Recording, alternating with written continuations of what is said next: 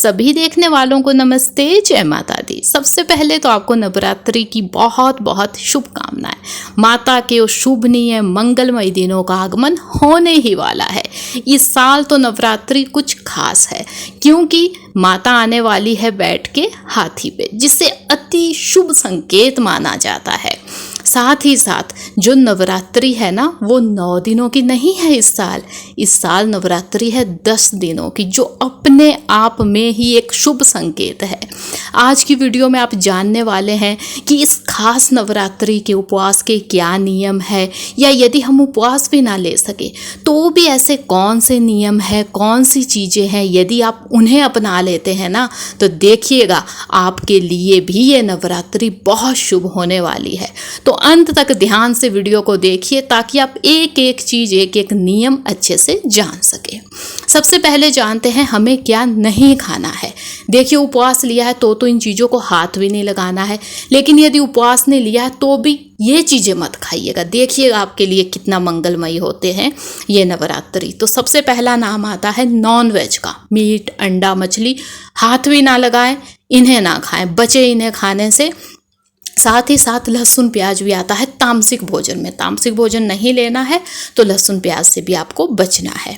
उसके बाद यदि उपवास लिया है तो अनाज तो देखिए खा ही नहीं सकते, तो कोई सा अनाज आप ना ले। उसके बाद हल्दी भी मनाही की गई है नवरात्रि में। उपवास जब लेते हैं हल्दी नहीं खानी होती है, हींग भी नहीं ले सकते हैं, मेथी दाना भी नहीं खा सकते हैं। यदि उपवास लिया है तो पैकेट बंद कोई भी मसाले ना खाएं, उनमें अशुद्धियाँ हो सकती है। साथ ही बचे आप चाय कॉफ़ी से। जी हाँ, अब आप कहेंगे कि चाय कॉफ़ी तो हम पी लेते हैं, सभी पीते हैं, पी सकते हैं, लेकिन यदि चाय कॉफ़ी पीने के बाद आपको उल्टी जैसा मन हो, पेट में जलन हो, तो आपको चाय कॉफ़ी से बचना चाहिए, क्योंकि यदि उपवास में उल्टी आ गई तो उपवास खंडित हो सकता है। तो इसीलिए यदि कुछ ऐसा है तो ये ना लें आप। नशीली वस्तुओं से बचें। देखिए, उपवास लिया है तो आप इन्हें खा पी नहीं सकते, लेकिन यदि आपने उपवास नहीं लिया है, उपवास का मतलब होता है संकल्प लेना। ऐसा नहीं कि बस हम कुछ खाएं पिएंगे नहीं, नियम होते हैं। यदि आप ऐसा ही संकल्प ले कि हम ऐसी नशीली वस्तुएं नहीं खाएंगे, वो भी उपवास ही है, उसे अच्छे से आप यदि निभाएंगे, देखिएगा कितना शुभ होगा।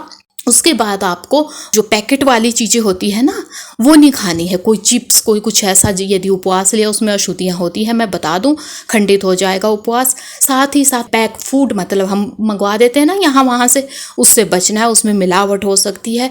होटलों में जाके ना खाएं, यहाँ पे हमसे गलती हो जाती है। उपवास लेते हैं, होटलों में चले जाते हैं उपवास खोलने, उनमें अशुद्धियाँ हो सकती है। बनाने वाले ने किस मन से बनाया है, किन चीज़ों से बनाया है, हमें बिल्कुल भी पता नहीं है। तो बच्चे खुद का बना हुआ खाना आप खाएं। हो सके तो भूमि पे चटाई लगा के यदि खाना खाए ना उपवास का, तो बहुत शुभ माना जाता है।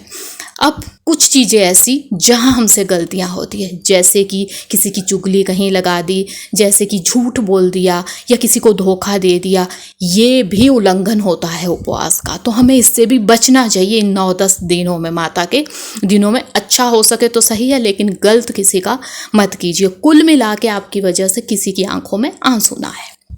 अब चलिए चलते हैं जानने कि हमें खाना क्या है उपवास में।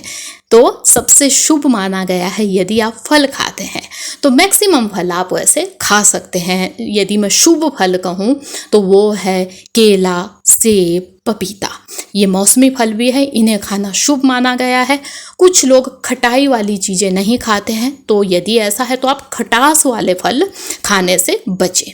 बिल्कुल वैसे ही आप फलों का जूस बना के पी सकती हैं, लेकिन आपको वो जूस खुद ही बनाना है। यहाँ वहाँ पैकेट बंद तो हम पी नहीं सकते, खुद बनाइए, उस जूस को आप पी सकते हैं।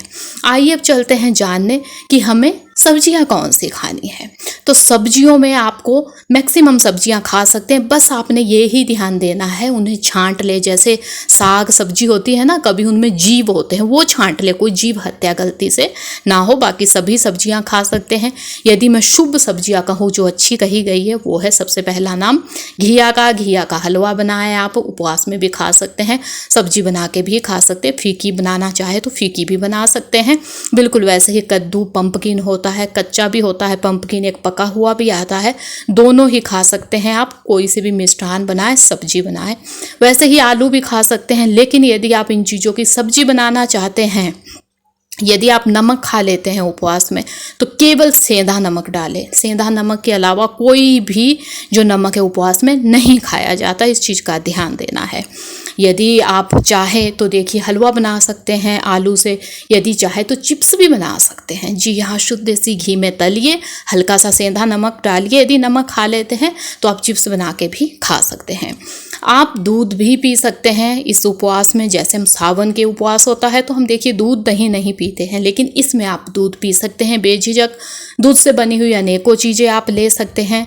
जो दूध है उससे देखिए लस्सी दही सभी चीज़ें मतलब ली जा सकती हैं, बस खुद ही बनी हो, यहाँ वहाँ पैकेट बंद नहीं लानी है आपको कोई भी चीज़। बिल्कुल वैसे ही साबूदाना जो उपवास में खाना बहुत शुभ माना गया है, इसकी अनेकों चीज़ें बना के आप खा सकते हैं। मखाना जो कि बहुत ताकत देने वाला होता है, इससे भी आप अनेकों चीज़ें बना के खा सकते हैं। मैं ये भी कह दूं कि यदि आपको वीकनेस उपवास में होती है तो आपको ये चीज़ें खा लेनी चाहिए।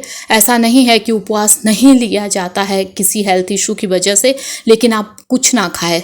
कुछ ना खाना भी गुनाह ही माना गया है। यदि आपकी हेल्थ नहीं सह सकती है भूख, तो आप ऐसी कुछ चीज़ें बना के खा सकते हैं। जैसे मैंने आपको बता दिया, साबूदाना, मखाना, समा के चावल भी आप खा सकते हैं। ऐसे ही उपवास के आटे आते हैं, अनेकों आटे आते हैं, बस इनकी अशुद्धियाँ छांट ले, कोई इनमें जीव ना हो, इस चीज़ का ध्यान देना है। गलती से जीव हत्या नहीं होनी चाहिए। उसके बाद आप इनके अनेकों पकवान बना के खा सकती हैं। आइए अब चलते हैं जानने की नवरात्रि में क्या दान देना अति शुभ है। यदि आप उपवास नहीं ले सकते, आपके बाकी कोई चीज़ें नहीं हो सकती जो मैंने पीछे अभी वीडियो में बताई, तो आप अब ध्यान दीजिएगा। यदि ये भी आपसे हो जाए तो बहुत शुभ माना गया है। तो दान क्या क्या दे, देखिए यदि आप सुहागिन महिला है तो आप सुहाग की चीज़ें दान दे सकती हैं। लाल चूड़ियाँ आप दान दे, किसी सुहागिन महिला को बहुत शुभ है। लाल कपड़े भी दान दे सकती हैं। सुहागी जो होती है, लेकिन अच्छी क्वालिटी की देनी है, सभी चीज़ें नई देनी है, सभी चीज़ें। ये नहीं कि अपनी चूड़ियाँ, अपने कोई कपड़े आपको फिट नहीं आते या आपको पसंद नहीं, आप किसी को दान दे दें, नहीं। सबसे अच्छी चीज़ दान देनी चाहिए। उसके बाद आता आप कन्या को भी गिफ्ट दान दे सकते हैं। बहुत शुभ माना गया है कन्या को दान देना। देखिए अष्टमी नवमी पे तो कंजका पूजन होता है, लेकिन यदि नवरात्रि में डेली भी आप कंजका पूज सके तो वो भी शुभ माना गया। या कुछ गिफ्ट दे दो।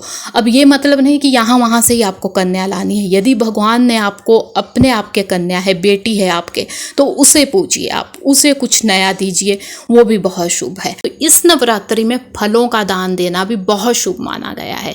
यदि आपके पास कोई ऐसे लोग हैं आसपास जिन्होंने उपवास लिया है, लेकिन उनके पास ऐसा पैसा नहीं है कि वो कुछ खा सके फल बीज में, उन्हें आप फल दान दीजिए, बहुत शुभ माना गया है। तो ऐसे ही आप अनाज का दान हो गया, पैसों का दान हो गया, जो आपसे बन सके वो दीन दुखियों को, जिन्हें जिस चीज़ की आवश्यकता है वो दान देना अति शुभ माना गया है। कहते हैं कि किया गया दान 10 गुना वापस आता है।